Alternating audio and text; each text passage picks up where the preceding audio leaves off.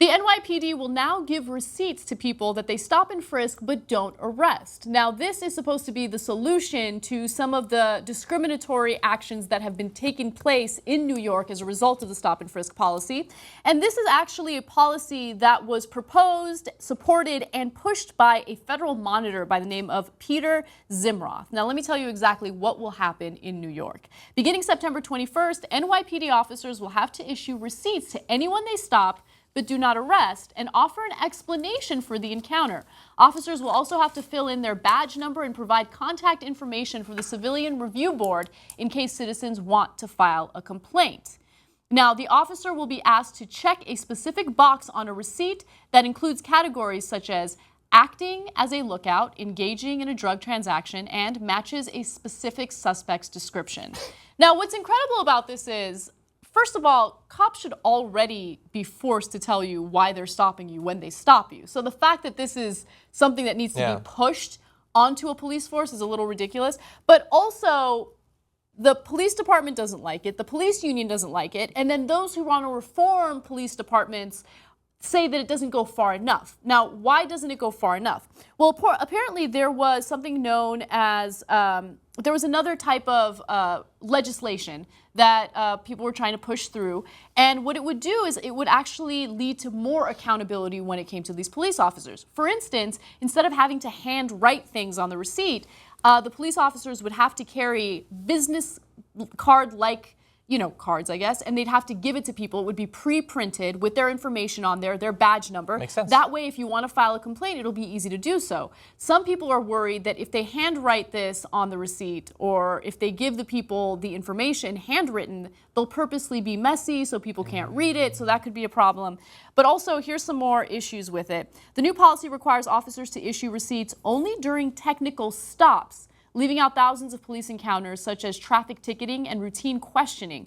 This loophole will allow police to remain anonymous, skirting the intention of the Right to Know Act. The Right to Know Act is the legislation that I was referring to earlier. I feel like if they want you to be able to track down the cops, they should have to put a QR code on all of their bullets, so afterward you can just dig it out, scan it with your iPhone, you know who shot you.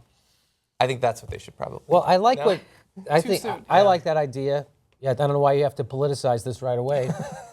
The thing I like is the quote from Bratton. Yes. Bratton said, and am I not jumping on your quote? No, go ahead, read it. He said, imposing conditions on daily officers' conduct at the operational level raises new and serious legal and operational questions. We're going to impose on the guy who's fucking with citizens. You don't want to impose on the guy who's randomly stopping people for no reason and fucking with them while he's wearing a gun. We don't want to put him in an imposition.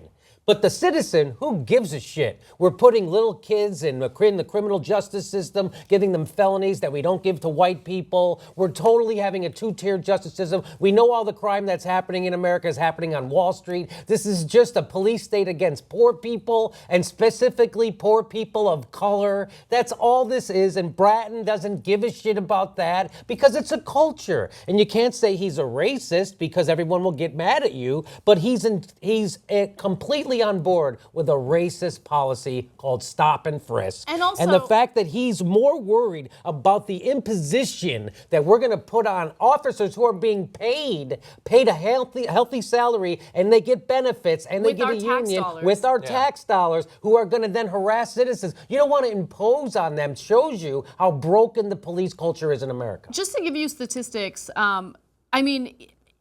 when you talk about imposing and when you talk about harassing people, in the last year, stop and frisks in New York plummeted to about 50,000 annually. Nearly 80% of those stopped are innocent of any crime, right? So these people are getting stopped. They don't have any weapon on them. They don't have drugs on them. There's no reason for them. There's no probable cause. I think that's the biggest issue with stop and frisk. Yes. The cops did not need probable cause. I mean, they could just stop anyone. They could harass them. They have nothing on them. They're not doing anything illegal. I mean, if you want to talk about imposing and if you want to talk about making people's lives difficult, that's making people's lives difficult. And of course, they were disproportionately Black and Latino. Yeah, especially when you get stopped multiple times, like every day you're getting stopped. I mean, that starts to add up. And many people will who don't live in that area and don't care about those people will look at that and say, oh, well, look, 1 in 5 were guilty of a crime, which might make sense to you when it's a community you don't care about in a place that you don't go to. But imagine if they were coming to your neighborhood and stopping, and 4 out of 5 of the people in your neighborhood they stopped were totally innocent.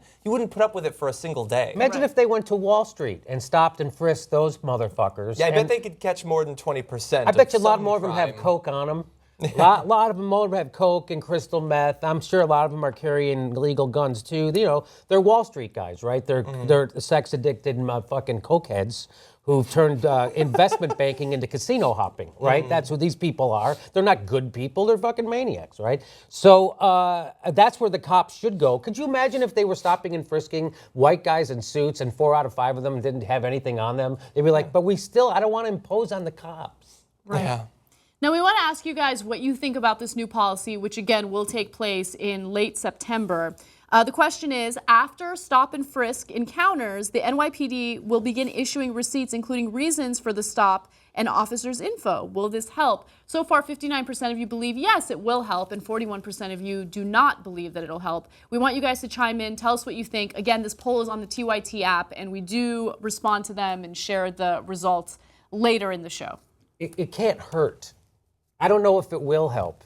It can't hurt. Yeah, that's a good point. It's anything that reminds the police officer that they're supposed to be performing a service to their society. That's the whole point of your career, is that you are supposed to serve your community, not oppress your community, not fuck up your community, not make your community worse, not work out your own emotional issues at your work, but serve your community. There's that Al Jazeera video I just saw the other day. I don't know if you guys saw it. And they interviewed a cop, and he said this. He says, it's about service. Yeah. That's our first and foremost. You're here to serve people, and if you're not into service, this isn't the job for you.